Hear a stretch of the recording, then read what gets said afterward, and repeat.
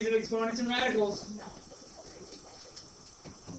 But we are going to go with just an extension on talking about rational exponents. So we're going to use our properties of exponents on rational exponents. For instance, right, if we have two bases the same and the exponents different, what do?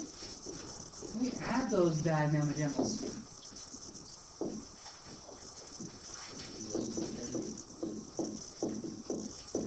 I don't know, I wrote so many steps for such an easy problem. It's okay. So this becomes 3 to the 1/3 plus 1/3 plus 1/3, which is 3 to the first power, which is 3. Yay!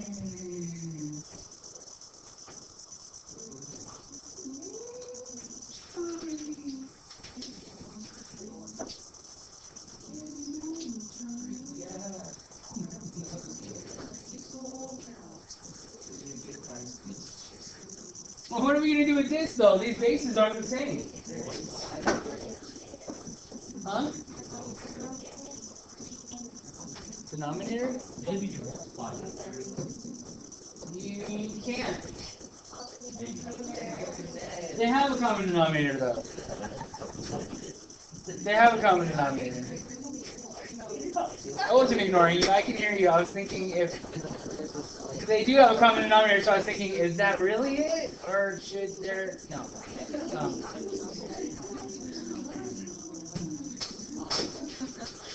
I don't know. What if we wrote it like this?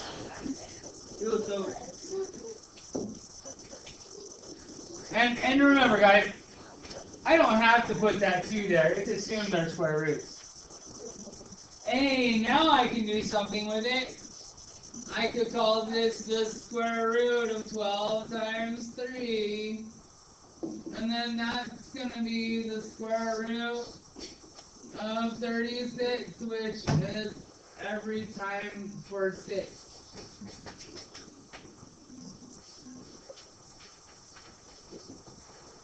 Okay. Well, then let's do another problem, because problems are fun.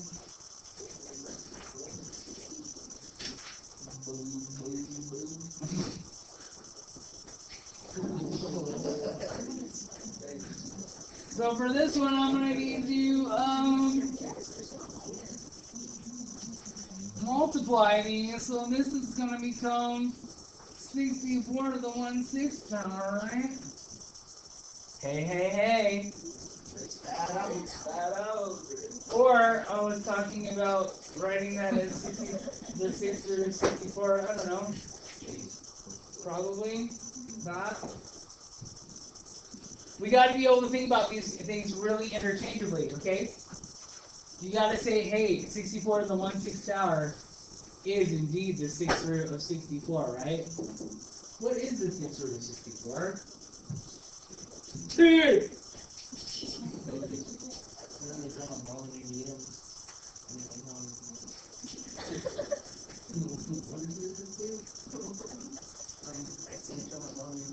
Can we not be in my DM, please?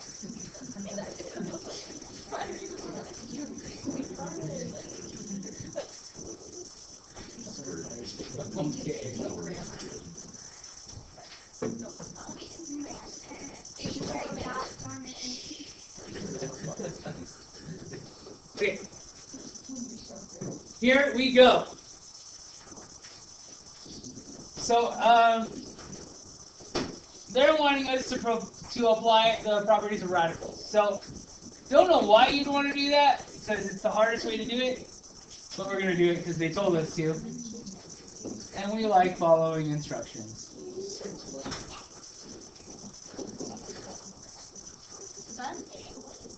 That's the 4.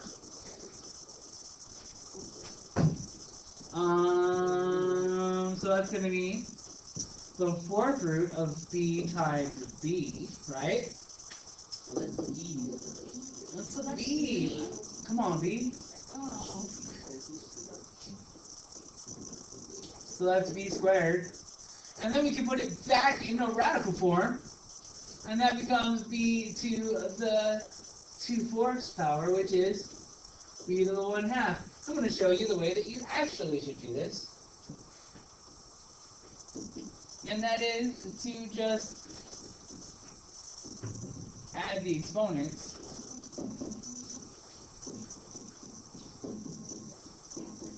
Less work. Yes, please. That would be the way to do it. But I wanted to show you two ways, because 2 ways.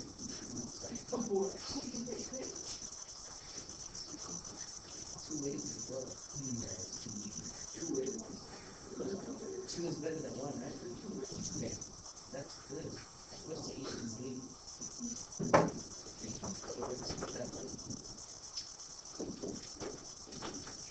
So we're going to do it the way that they want us to do it.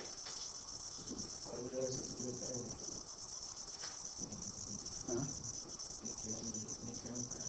They don't want you to do it this way, so we're going to do it this? No. Clearly I don't know what I'm talking about. Alright, so that's going to be the cube root of c times b to the 4, which turns out to be, right, this is the old school way. This is the way we used to do it in module 1, right? Remember that? It was like skill 4 or something like that? I might be wrong.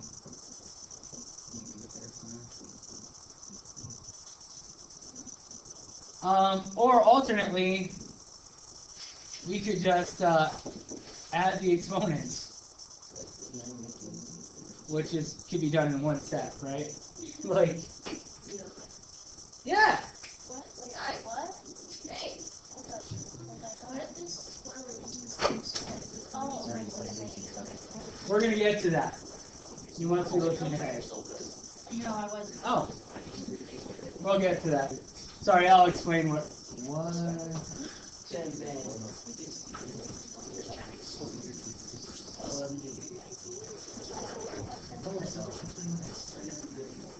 Not sure what happened. Sorry. Golly. 1/3 plus 4/3. All right.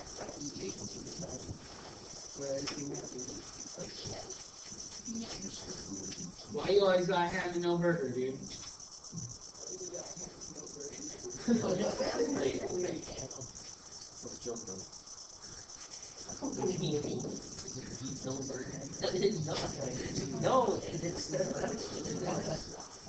So, I mean, if we put this into radical form, like we were doing,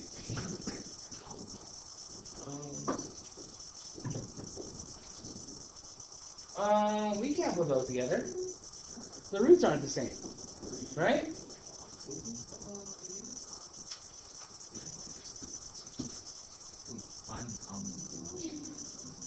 So, alternately, I wouldn't even mess with it that way. I would just call this b to the 1/5 plus 3/4, which if we make a common denominator, as Samuel over there was saying, that common denominator is 20, so this is 4/20ths plus 15/20ths, which is b to the 19/20ths.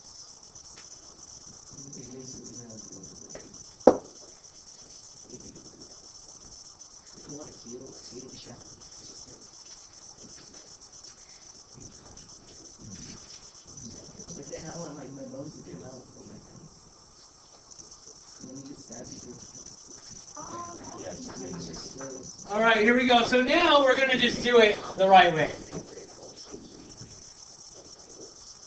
So we're going to come up with a common denominator for this.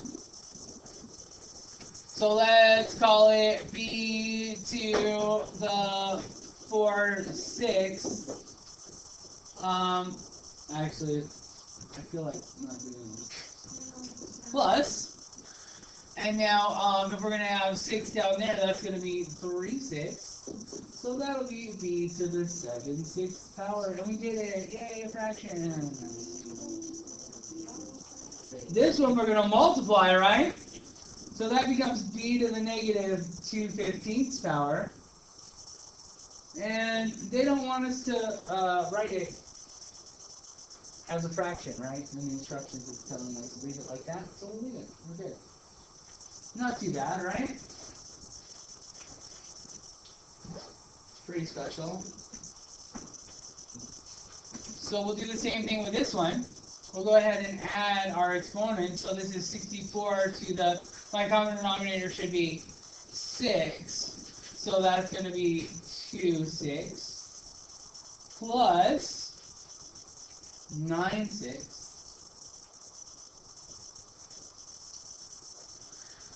which turns out to be 64 to the 11/6, but this can be simplified. And I'm going to do a little trick. I'm going to split these bad boys up.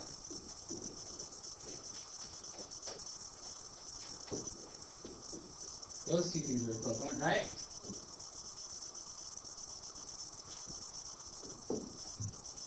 What's 64 to the 1/6? 2. Because it's the same thing as the 6th root of 64, right? And we determined in problem number 1, I think it was, that the 6th root of 64 was 2. So this becomes 2 to the 11th power. Yeah. It wants us to express it as an exponent, I believe. But what about number 2? If you like put it under 1, it's still here. Yeah, but it's just not what they asked. They said leave them in the form of b to the m over n.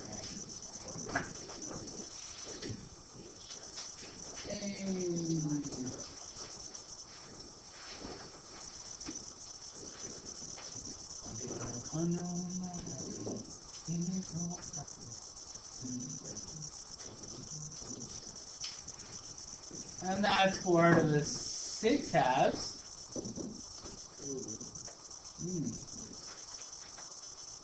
Multiplying, right? All of those. Raising each one. And when I raise them up to the 3 halves power, I go ahead and multiply. I'm going to write this as 9 to the 1/2 to the 9th power over 4 to the 1/2 to the 6th power, which turns out to be 3 to the 9th over 4 to the 6th. 3 to the 9th power is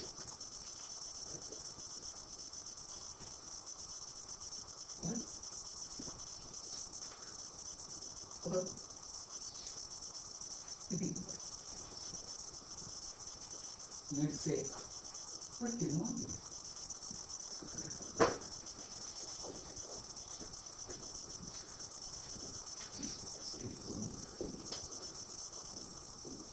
You speak nerd? Yeah. Is that supposed to be 2? Yeah, 2 to the 6. My bad. Thanks. Thanks for that. I appreciate your question.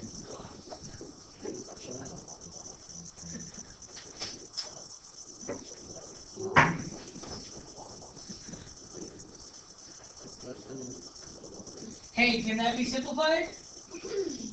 I have a really, really easy way to answer that question, guys. A little calculator skill, if you will. Ready? 19,683. So, there is a function on my calculator that tells me what the greatest common factor, the greatest common divisor is of any two numbers. Which is what you need to know in order to simplify a fraction, right? The largest number that divides both your numerator and your denominator. So you go to GCD on this bad boy,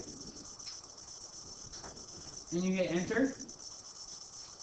And then what's the number? 19,683 and 64. So if I hit this and it outputs something like 4, I divide my numerator by 4 and my denominator by 4.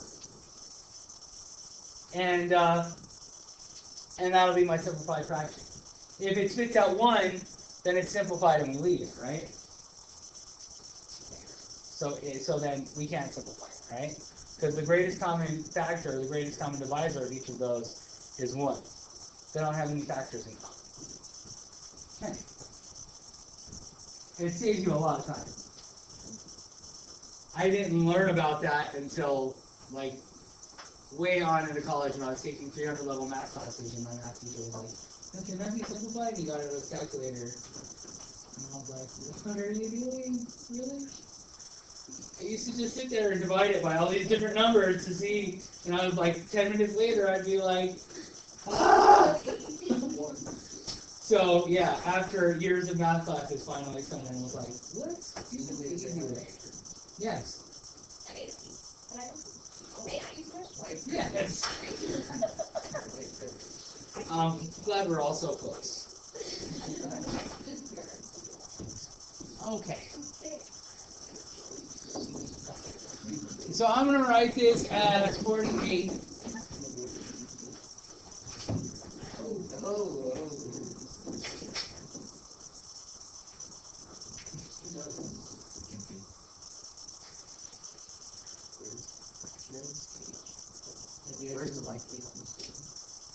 In the computer.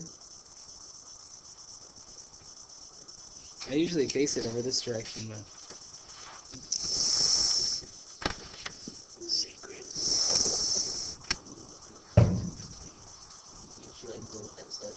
I have one. I have one. It doesn't work that well. When I was pre-recording the lessons, I used it. Okay, here we go.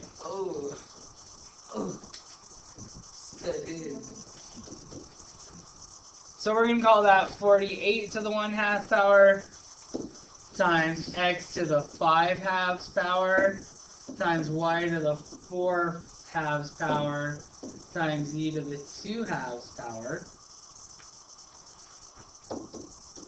You can't really do anything with that.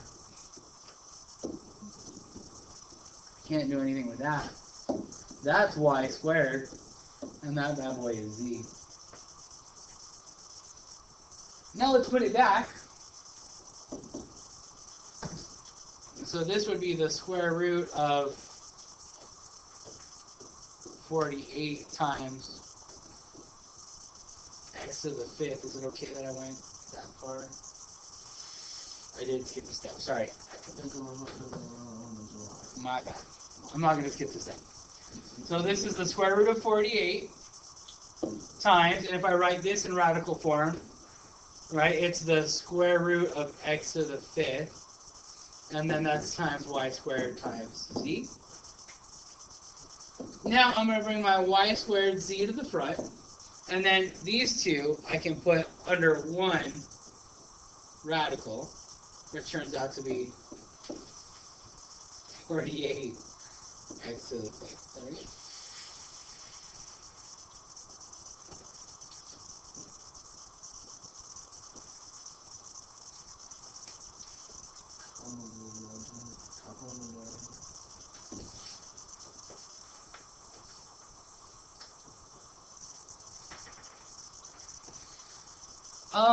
Now we're going to do the same thing, but we're going to be evaluating. So we can write this as 8 x cubed y squared to the 1/2 power, which is 8 to the 1/2 times x to the 3/2 times y to the 2/2, if we multiply that out. Not really anything I can do with these, right? Because there's no square root of 8. It looks like the only thing that came out with irrational exponents with as few fractions as possible. Okay. So then we've done it. So this is 8 to the 1/2 times x to the 3/2 y. And if we evaluate this thing, we wind up with 8 to the 1/2 times. It says x is 50. So this is 50 to the 3/2 power times y, which is 12. We can put that into our handy dandy calculator.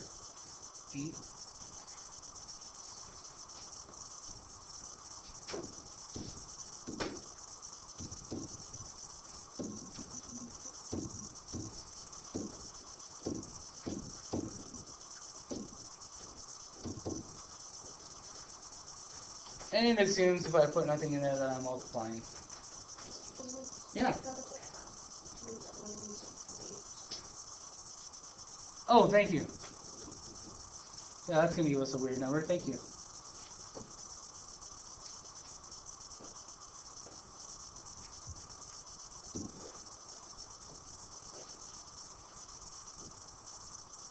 And we get 12,000. Hooray.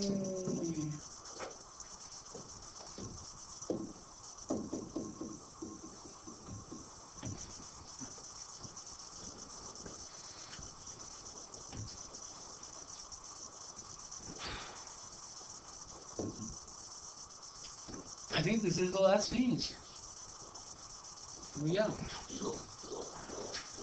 Oh, and this question is lame.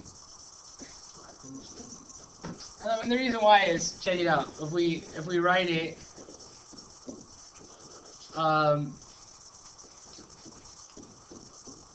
with rational exponents, nothing really simplifies on the darn thing.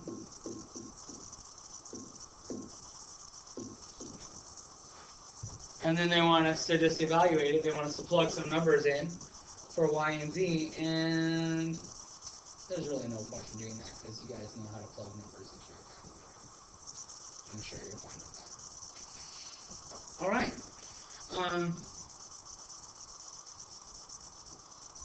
So we'll just leave that at that. Order these numbers from smallest to largest. Well, no. And we can check, obviously you can put these things in your calculator, right? And order them from smallest to largest. That would be the easy way to do it, right? But I like to think. So let's do that instead. So, and I'm not even sure if this is the recommended way to do this, but that's 16 to the 5/2 power, right? 2.5, 2 and 1/2 is the same thing as 5/2. This one's not quite as simple because this is 3 and 6/10, right? Which is the same thing as 3 and 3/5, which turns out to be 18/5.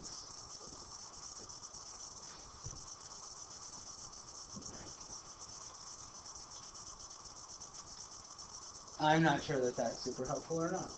I don't know. It was cool to do. Let's do the same thing to this one. How about 32 to the 1 and 2/10? So that's going to be 32 to the 12/10. I don't know how helpful that one was either. Okay. This one, however, I can simplify, right? Because that's 16 to the 1/2 to the 5th, right? I could rewrite it like that. So that's going to become 4 to the 5th power.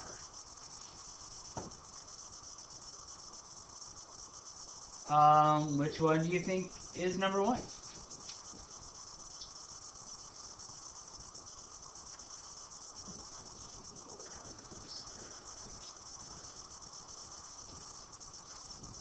Anybody?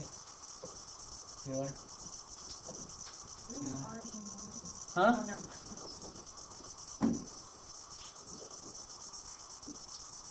Well, just on exception, I'm thinking that's number 1. Number 2. Number 3. Let's check.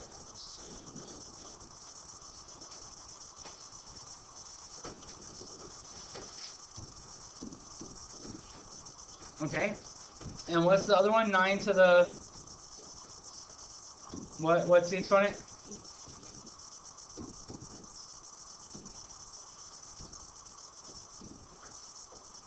Ooh.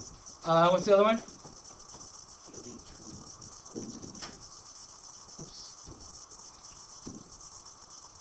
12/15.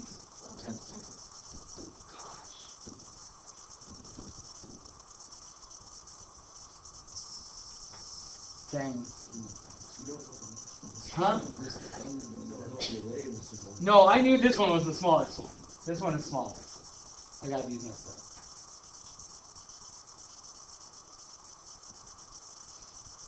up. Alright, so it goes.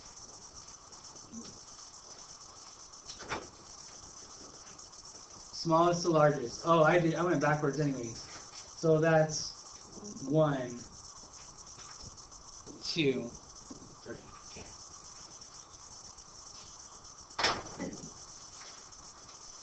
Yay, we did it!